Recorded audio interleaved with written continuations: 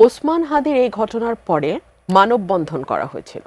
সেই মানববন্ধন থেকে ফেরার পথে দুইজনকে কুপিয়ে জখম করা হয়েছে। আচ্ছা, এর মধ্যে যখন ওসমান হাদির পুরো ফ্যামিলি ঢাকায় এসছে তার ট্রিটমেন্ট পারপাসে, তার বাড়িতে চুরির ঘটনা ঘটেছে এবং একজন ছাত্রলীগের সাবেক কর্মী, মানে এখন যেহেতু নিষিদ্ধ ঘোষিত ছাত্রলীগ, আমি সাবেক কর্মী বলছি, নেতা ইনফ্যাক্ট, তিনি ফেসবুকে স্ট্যাটাস দিয়ে বলেছেন যে ছোট ভাই প্রোটেকশন বাড়াও। তিনি একজনকে উদ্দেশ্য করে বলেছেন যে এভাবে মোটর সাইকেলে একা একা ঘোরাঘুরি করো না, পরিণতি খুব ভয়াবহ হবে। এবং তিনি বলছেন যে রাজশাহী বিশ্ববিদ্যালয়টাকে আমাদের হাতে দিয়ে দাও। মানে রাজশাহী বিশ্ববিদ্যালয়ের যারা এই 24-এর অভ্যুত্থানের সঙ্গে যুক্ত, তাদেরকে হ্যান্ডেল করবার জন্যে এই বিশ্ববিদ্যালয় ছাত্রলীগ শাখার দুজন নেতা, তিনি এবং তার সভাপতি, তিনি সাধারণ সম্পাদক, তারা দুজন দে উইল হ্যান্ডেল ইট। মনে থাকবে এক সপ্তাহ এখনো হয়নি, সজীব ওয়াজেদ জয় সাক্ষাৎকার দিয়ে বলেছেন যে বাংলাদেশে 26-এ কোনো নির্বাচন আওয়ামী লীগ হতে দেবে না, তারা বানচাল করবার সর্বোচ্চ চেষ্টা করবে এবং এই বানচাল করবার জন্যে আইন শৃঙ্খলা পরিস্থিতিকেই তারা হাতিয়ার হিসেবে ব্যবহার করবে।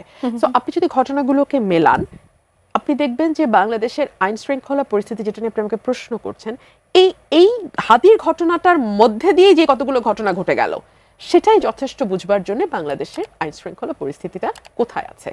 বাংলাদেশে এই মুহূর্তে সকল রাজনৈতিক দল মিলিয়ে 2-2.5 হাজার প্রার্থী মাঠে আছে।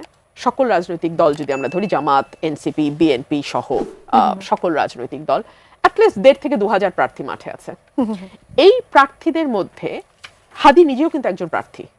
তো এই প্রার্থীদের মধ্যে আপনি যদি টার্গেট কিলিং করেন 20 থেকে 25টা, অ্যাটলিস্ট শুট করেন, মরা বাঁচা তো আল্লাহর হাতে, শুট করেন, আপনি মনে করেন 26 সালে একটা নির্বাচন হতে পারবে? প্রার্থীরা কি বের হওয়ার মতন সেই অবস্থায় থাকবে? এক, ইতিমধ্যেই আমাদের স্বরাষ্ট্র উপদেষ্টা বলছেন যারা প্রার্থী হবেন তাদেরকে তিনি অস্ত্রের লাইসেন্স দেয়া হবে, যারা চাবেন তাদেরকে দিয়ে দিবেন। মানে বাংলাদেশটা কতটা ললেসনেস অবস্থার মধ্যে দিয়ে যাচ্ছে, তার এই স্টেটমেন্টটাই এটা বুঝবার জন্য যথেষ্ট। যারা প্রার্থী হবে তার নিরাপত্তা সে তার নিজে নিতে হবে। রাষ্ট্র, আইন শৃঙ্খলা বাহিনী বা পুলিশ প্রশাসন, এখানে তাদের কোনো ভূমিকা নাই। এবং প্রথমেই স্বরাষ্ট্রমন্ত্রী বা স্বরাষ্ট্র উপদেষ্টা, যেটি আপনি বলেন, হাত তুলে সারেন্ডার করে ফেললো। আমরা আলোচনায় বসার আগে নিজেদের মধ্যে আলোচনা করছিলাম যে স্বরাষ্ট্র উপদেষ্টা হাদির কিলারকে ধরবার জন্য 50 লক্ষ টাকা পুরস্কার ঘোষণা করেছে অন দ্যাট ভেরি ডে। জি, তো যেইটা ওনার সবচেয়ে শেষে করার কথা, সেটা উনি সবচেয়ে প্রথমে করে দিচ্ছেন। মানে দায়িত্ব নেবেন না, এটা হচ্ছে মূল ব্যাপারটা। স্বরাষ্ট্র উপদেষ্টা দায়িত্ব নেবেন না, স্বরাষ্ট্র উপদেষ্টার অধীনে যেই ফোর্সেস গুলো কাজ করে তারা কেউ দায়িত্ব নেবে না। স্বরাষ্ট্র উপদেষ্টা তো আগ্নেয়াস্ত্রের লাইসেন্সের কথা বলেছেন। আমাদের ভাগ্য ভালো উনি বলেন নেই সব প্রার্থীদেরকে অস্ত্র চালানোর ট্রেনিং নিতে হবে, কেননা যতটা দায়সারা মন্তব্য করা সম্ভব এমনও বলতে পারতেন 2-2.5 হাজার প্রার্থী যারা বাজারে আছেন তারা যেন নিয়ম করে অস্ত্র চালানো শেখেন, কেননা এখানে সরকার কোনো ভূমিকায় নাই। যখন হাদির উপরে যারা আক্রমণ করলো তারা তখনও শহরে, তখনও কর্ডন করলে আপনি তাদেরকে ধরতে পারতেন। আমরা পুলিশকে অ্যাক্ট করতে দেখিনি, উপদেষ্টাকে অ্যাক্ট করতে দেখিনি। আপনি জানেন স্বরাষ্ট্র মন্ত্রণালয়ে কিন্তু এই উপদেষ্টা ছাড়াও আরও 4 জন লোক আছেন। ওখানে সবচেয়ে বেশি উপদেষ্টাদের সংখ্যা সবচেয়ে বেশি এবং চিফ অ্যাডভাইজারের বিশেষ সহকারীর সংখ্যাও বেশি। কাজে আমরা তার কোনো রেজাল্ট দেখতে পাই না।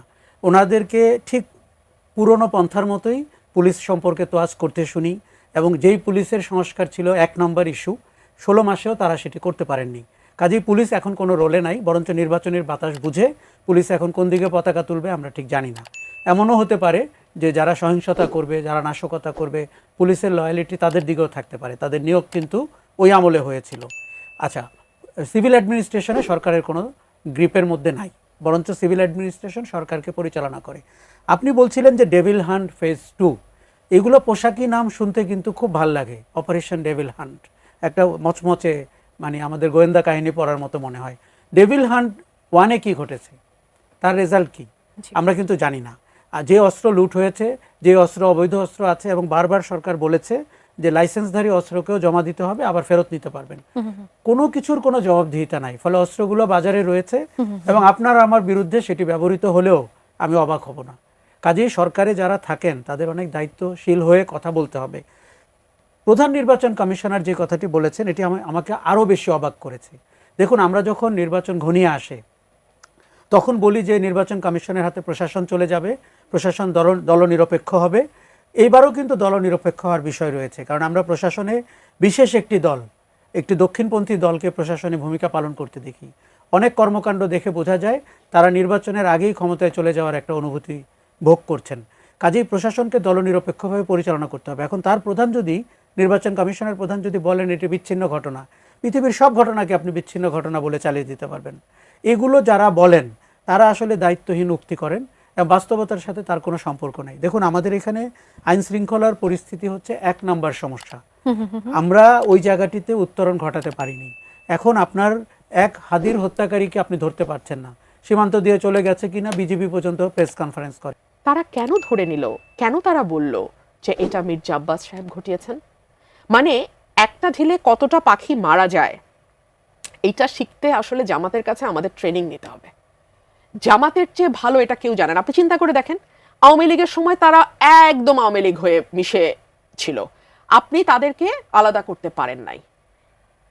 তারা একইভাবে বিএনপির মধ্যেও একটা বেশ বড় অংশ রাইট ফোর্স বা জামাত ঘরানার। এবং এই যে 5ই অগস্টের পর নতুন নতুন মুখ, নতুন নতুন হাঁক ডাক, নতুন নতুন চেহারা, নতুন নতুন বুলি আমরা শুনতে পাচ্ছি না? শুনছি তো। সো এই মানুষগুলো এতদিন মিশে ছিল বিভিন্ন দলে, এখন তারা বেরোচ্ছে। আমার প্রশ্ন হলো, হাদি তো গণতন্ত্র মঞ্চের প্রার্থী, তার সঙ্গে যেমন বিএনপি প্রার্থীর কন্টেস্ট হবে নির্বাচনে, তার সঙ্গে তো জামাত প্রার্থীরও কন্টেস্ট হবে নির্বাচনে। সো আপনি যদি শুরুতেই বিএনপির দিকে নজরটা ঘুরিয়ে দিতে পারেন, তাহলে কি করবেন? আপনি খুনিকে একটা খুব চমৎকার রিজনেবল টাইম দিতে পারবেন, যেই সময় খুনি পালায় যেতে পারবে। এবং ঠিক তাই হয়েছে এই ঘটনায়। মির্জা আব্বাসকে ঘিরে হট্টগোলের মাঝখানে খুনি কিন্তু দেশে নাই, এবং এটা আবার সরকারও জানে না, এটা জানে হলো আরেকজন সাংবাদিক। তো ইজন্ট দ্যাট ভেরি ইন্টারেস্টিং? আমার তো মনে হয় এখানে জনাব মির্জা আব্বাসের নামটা ইচ্ছাকৃতভাবেই আনা হয়েছে, যাতে ঘটনাটা কিছুক্ষণের জন্য অন্যদিকে নজর সরানো যায়, মিডিয়ার নজর, কারণ জানে এটা পরে পাল্টাপাল্টি হবে, এবং পাল্টাপাল্টি হয়েছেও। হওয়ার পরে নজরটা অনেকখানি অন্যদিকে ছিল, এই ফাঁকে খুব আরামে খুনি পালিয়ে যেতে পেরেছে। সুতরাং আমাদের বুঝবার তো আসলে বাকি থাকে না, এটা থেকে গেইনার কারা হতে পারে, এটা থেকে লাভবান কারা হতে পারে। আর আমি একটা কথা বুঝি না, যে একদম মুখে মাস্ক টাস্ক দিয়ে ঢেকে যার কোনো রকম কোনো পরিচয় নাই, তিনি যখন একটি বাড়িতে ঢুকে মা মেয়ে দুজনকে হত্যা করেন এবং 24 ঘন্টার মধ্যে তাকে গ্রেফতার করতে পারে আইন শৃঙ্খলা রক্ষাকারী বাহিনী, সেই আইন শৃঙ্খলা রক্ষাকারী বাহিনীকে তো আপনি ইনকম্পিটেন্ট বলতে পারবেন না।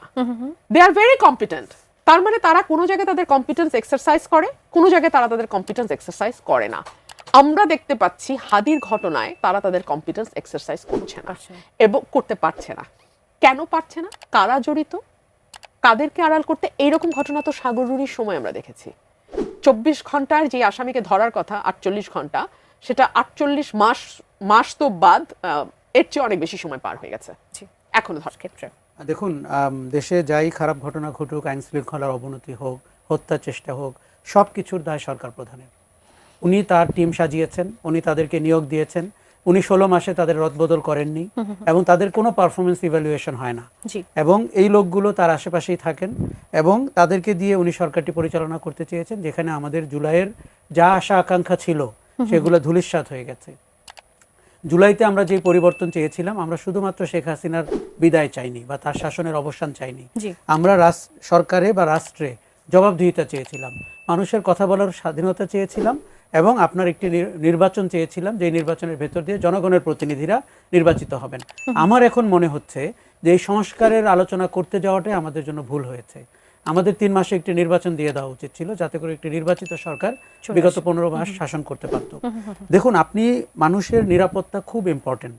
এখন আপনি যদি বলতে চান যে খুনিরা শহরে ঢুকে গেছে, ফ্যাসিস্টরা নেমে গেছে, যেটি প্রধান উপদেষ্টাও বলেছেন, এটি তো জনগণকে আরো ভয় দেখানো হচ্ছে। আপনি বারবার বলছিলেন যে হাদি বা অন্য কোনো প্রার্থী তার নিরাপত্তা দিবেন, আপনি ভোটারদের কি নিরাপত্তা দিবেন? ভোটাররা যে এই ঘটনার পরে ভোট কেন্দ্রে যাবে না, এটি কিন্তু মোটামুটি নিশ্চিত। তার মানে ভোটিং টার্ন আউট কম হবে। তখন যারা পলাতক তারা বলবে ভোটের টার্ন আউটের রেট বলে দিচ্ছে, মানুষ অংশগ্রহণ করেনি।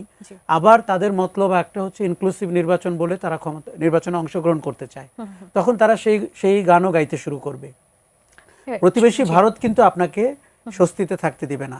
এগুলো রক্ষার দায়িত্ব সরকারের, সরকার সেখানে চরমভাবে ব্যর্থ হচ্ছে। আমি ছোট ছোট করে এই অংশে একটু নিতে চাই। রুমিনাপা, আরও একজন দর্শক ছিলেন শাহিন, তিনি প্রশ্ন করছিলেন যে আমাদের ইতিহাস বিকৃতির বিষয়টি নিয়ে তিনি জানতে চাচ্ছিলেন যে জামাতের সেক্রেটারি জেনারেল মিয়া গোলাম পরোয়ার তিনি বলেছেন যে ভারতীয়দের নির্দেশেই বুদ্ধিজীবীদের হত্যা করা হয়েছে। আমি এর সাথে একটু যুক্ত করতে চাই চট্টগ্রাম বিশ্ববিদ্যালয়ের সহ-উপাচার্য, তিনি বলেছেন যে পাকিস্তানি বাহিনী বুদ্ধিজীবীদের হত্যা করবে, এটা অবান্তর। এবং এরকম বেশ কিছু কথাবার্তা আমরা খুব ঘন ঘন এখন শুনতে পাচ্ছি, চারপাশে দেখতে পাচ্ছি। আমাদের দর্শকের প্রশ্ন ছিল যে বিএনপি একটা বড় দল, যখন ইতিহাস পরিবর্তনের চেষ্টা করা হচ্ছে এইভাবে, বিএনপি কেন সেটাতে চুপ করে আছে, কিছু বলছে না কেন? বিএনপি চুপ করে আছে এটা আমি ঠিক মনে করি না। বিএনপি কিন্তু বারবারই এই ধরনের কথা যারা বলছে সেই দলটির ব্যাপারে মানুষকে সচেতন করছে, সাবধান করছে। কিছুদিন আগেই বিএনপির ভারপ্রাপ্ত চেয়ারম্যান তারেক রহমান সাহেব কিন্তু বলেছেন যে একটি দলের ব্যাপারে, যে তারা ৭১ সালে কি করেছিল এটা দেশের মানুষের মনে আছে। এবং শুধু তো তাই নয়, তাদের এই নির্বাচনী ক্যাম্পেইনে গিয়েও তো আমরা দেখছি যে কত রকম ভাবে মানুষ মোনাফেকি করতে পারে, জান্নাতের টিকিট বিক্রি করা থেকে শুরু করে। আজকে দেখলাম একটা কনস্টিটিউয়েন্সির একজন এমপি ক্যান্ডিডেট জামাতের, তিনি বলছেন ওমরা করতে নিয়ে যাব। সো ধর্মকে ব্যবহার করা, লেবাসকে ব্যবহার করা, আল্লাহকে ব্যবহার করা, ইসলামের হজকে ব্যবহার করা, কোনোটাই তো তারা বাকি রাখছেন না। সো ওনাদের কাছ থেকে এরকম মন্তব্যে আমরা খুব অবাক হইনি। ওনারা এটা বলবেন, এটাই স্বাভাবিক। এবং ওনারা তো শুধুমাত্র দেখুন, আওয়ামী বিরোধিতার ন্যারেটিভ দিতে গিয়ে ওনারা যেটা করেছেন, ওনারা কিন্তু বিভিন্ন জায়গায় মুক্তিযুদ্ধের যেই স্থাপত্য শৈলীগুলো আছে বাংলাদেশে, বিভিন্ন জায়গায় জেলায় উপজেলা পর্যায়ে, সেগুলোকে ভেঙে ফেলেছে। জাদুঘরে ভেঙে, জাদুঘরটা তো আওয়ামী লীগের বাবার সম্পত্তি ছিল না, কিংবা এই স্থাপনাগুলো তো আওয়ামী লীগের নিজস্ব সম্পত্তি নয়, এটা তো রাষ্ট্রীয় সম্পদ। এই রাষ্ট্রীয় সম্পদকে ভেঙে দেওয়ার মানে কিন্তু কেবল ভেঙে দেয়া না, এটা কেবল ক্ষোভের বহিঃপ্রকাশ না, ইতিহাস মুছে ফেলার চেষ্টা। সেগুলো কি সংস্কারের কোনো উদ্যোগ নেওয়া হয়েছে? পাগল, এখন তো এই আমলই না, এখন হচ্ছে বাংলাদেশে ৭১, পারলে বলবো ওই সময় পাক ভারত যুদ্ধ হয়েছে। ওই সময় বাংলাদেশের কোনো যুদ্ধই হয়নি, ওটা ছিল পাক ভারত একটা যুদ্ধ। আমি আরেকটা ব্যাপারে একটু নিজে থেকেই একটা প্রশ্ন তুলতে চাই। আমার মনে আছে যখন আওয়ামী লীগের এই ভীষণ রকম দুর্দান্ত প্রতাপে আওয়ামী লীগ রাজত্ব করছে, আজকে আপনি যাদেরকে জিহাদি জোশে কথা বলতে দেখেন, নিশ্চয়ই আপনি উপস্থাপকের চেহারে তখনও ছিলেন, কখনো কি এই চেহারাগুলোকে আপনি দেখেছেন কথা বলতে? আপনি দেখেন নাই।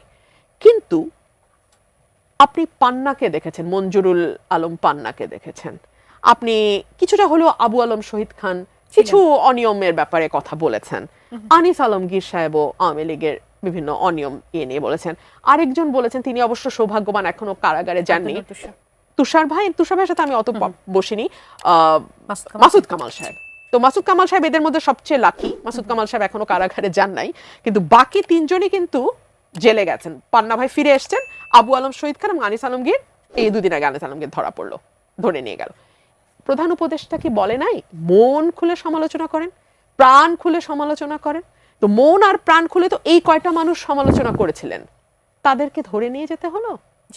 আমি যেহেতু ওই সময়ে আমাকে কথা বলেছি, আমি 15 বছর, আপনি উপস্থাপকের চেয়ারে ছিলেন না, আমি তাদের দেখেছি না আপনি তাদের দেখেছেন, কিন্তু যাদেরকে আমরা কিছুটা হলেও কথা বলতে দেখেছি, তারা কিন্তু ম্যাক্সিমামই ভেতরে। থ্যাংক গড আশরাফ ভাই এখনো বাইরে আছে, এখন জানি না আশরাফ ভাই কি আছে কপালে। ভাই, এই বিষয়টি নিয়ে আসলে আমি আপনার কাছে আসতে যাচ্ছিলাম। আনিস আলমগীরকে সন্ত্রাস বিরোধী আইনের মামলায় গ্রেফতার করা হয়েছে। কালকে তাকে জিম থেকে সন্ধ্যা 7:30 বা 8টা নাগাদ তাকে নিয়ে যাওয়া হয় যে ডিবি প্রধান তার সাথে কথা বলবেন, এবং রাত 2:30টার পর তাকে মামলা দেওয়া হয়, একই মামলা, সন্ত্রাস বিরোধী মামলা। যে মামলাটি এতক্ষণ আপা যে সাংবাদিকদের নাম বলছিলেন তাদের বিরুদ্ধে আসলে যেটি করা হয়েছে, সন্ত্রাসী কার্যক্রমে উস্কানির অভিযোগ তার বিরুদ্ধে আনা হয়েছে, এবং তার জন্য 5 দিনের রিমান্ড মঞ্জুর করা হয়েছে।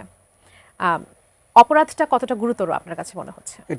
তার কোনো অপরাধী নেই, এবং তাকে হেয় করার জন্য, হেনস্থা করার জন্য মামলা সাজানো হয়েছে। এবং যেই সরকার বা যেই রাষ্ট্র আনিস আলমগীর কিংবা পান্না এরকম ব্যক্তিদেরকে আটক করে এবং ভুয়া মামলা সাজায় এবং শাস্তি দেওয়ার চেষ্টা করে, সেটিকে কত ভঙ্গুর এবং কত দেউলিয়া। আমি আনিস আলমগীরের মুক্তি চাই কোনো প্রশ্ন ছাড়াই, কেননা যে কোনো মানুষের অধিকার রয়েছে প্রচলিত শাসন ক্ষমতাকে প্রশ্ন করার এবং জবাবদিহিতার আওতায় আনার। আপনি যখন এই জায়গায় যান, আপনার দেউলিয়াত্ব প্রকাশ পেয়ে যায় এবং যেই আইনে মামলা দেওয়া হয়েছে সেই আইনে অতীতে হেনস্থা করা হতো মানুষকে, এবং এবারের মতো আরও খারাপভাবে মানুষকে হেনস্থা করার চেষ্টা করা হচ্ছে, আরও নিরীহ মানুষকে ধরার চেষ্টা করা হচ্ছে। এটি কন্টিনিউ করতে পারে না এবং আমরা জুলাই অগাস্টে এই ব্যবস্থার বিলোপ চেয়েছিলাম। এবং আপনি যদি সাধারণ জনগণকে, নিরীহ মানুষকে, সাংবাদিকদেরকে, পেশাদারী মানুষকে এইভাবে হেনস্থা করতে থাকেন, ইওর ডেজ আর নাম্বারড। আমার মনে হয়েছে যে এটি নিয়ে তর্ক বিতর্কের কিচ্ছু নাই। এখানে তার নাগরিক অধিকার হরণ করার ক্ষমতা রাষ্ট্রকে কেউ দেয়নি, এবং পুলিশের কথা ছিল হাদির উপরে আক্রমণকারীদেরকে আটক করার, সেটি তারা করতে পারেননি। তাদের চোখে ধুলা দিয়ে সীমান্ত পার হয়েছে কি হয়নি। পুলিশ তার পেশাদারিত্ব থেকে সরে এসেছে। অতীতে আওয়ামী লীগের নেতাদের কথায় পুলিশ চলতো, এখন কিছু উপদেষ্টা যার তেমন কোনো যোগ্যতা বা দক্ষতা আমরা দেখতে পাচ্ছি না, নিশ্চয়ই সরকারের ভেতরে কলকাঠি নেড়ে কেউ এই ধরনের ব্যক্তিবর্গকে আটক করার কুবুদ্ধি দিয়েছে এবং সন্ত্রাস বিরোধী আইনে মামলাটি রুজু করা হয়েছে। আপনি বলছিলেন যে আসলে আমাদের জুলাইয়ের চেতনাটা তো আসলে এটা ছিল না। জুলাই তো এজন্য ছিল না, জুলাই ছিল যে আমাদের বাক স্বাধীনতার জন্য, জুলাই ছিল আমাদের অধিকার প্রতিষ্ঠার জন্য। তাহলে এমন পরিস্থিতি আসলে তৈরি হলো কেন, যেহেতু কেউই চায়নি? আসলে দেখুন, আমরা একটি নতুন খপ্পরে পড়েছি। সেই খপ্পরটি হচ্ছে আপনি পরিবর্তন প্রত্যাশী ছিলেন এবং পরিবর্তনের প্রতিবন্ধক ছিল শেখ হাসিনা এবং তার অগণতান্ত্রিক শাসন, স্বৈরাচারী শাসন। সেই সুযোগে, পরিবর্তনের সুযোগে এমন সব শক্তি মাথাচাড়া দিয়ে উঠেছে। ধরেন দেশের বাইরে একজন ইউটিউবার, তিনি একটা ঘটনা ঘটাবেন, তিনি একটা পোস্ট দিবেন, তার সমর্থনে মাঠে কিছু ছেলে নামবে, পরের দিন আপনি দেখতে পাবেন যে সরকার একজনকে আটক করেছে। তাহলে কি দেশে সরকার বলে কেউ কিছু আছে? কোনো কিছু কি আইনের আওতায় হচ্ছে, নাকি ব্যক্তির আঙ্গুলি হেলনে হচ্ছে? আর এই ধরনের ব্যক্তিরা যদি সরকারের ভেতরে অপারেট করতে পারেন, তারা কি কোনোদিন নির্বাচন চাইবেন? কেননা নির্বাচিত সরকার দায়িত্ব নিলে তো তার কোনো প্রভাব বা ভূমিকা থাকবে না। তারা চাইবেন অস্থিতিশীলতাকে জিয়ে রাখতে। আপনি যদি ওসমান হাদির উপরে যে আক্রমণ হয়েছে এরকম 10টি ঘটনা ঘটাতে পারেন, এই দেশে কি নির্বাচনটি আর হবে? কাজেই আমরা মনে করি যে সরকারটিকে ম্যাচুরিটির সাথে পরিস্থিতি মোকাবেলা করতে হবে। যেই অধিক সংখ্যক মানুষ পরিবর্তন প্রত্যাশা করেছে, সেই পরিবর্তনের ধারক বাহক হতে হবে, ইউটিউবারের ধারক বাহক না। আমি আরেকটু ছোট করে যদি একটু নিয়ে একটা বিরতি নেবার সময় হয়ে গেছে। আমাদের মুক্তিযুদ্ধ নিয়ে, বুদ্ধিজীবী দিবস নিয়ে, মানে এ ধরনের ইনফরমেশন, যেটা আমি কিছুক্ষণ আগে বলছিলাম, ছাত্র শিবিরের সেক্রেটারি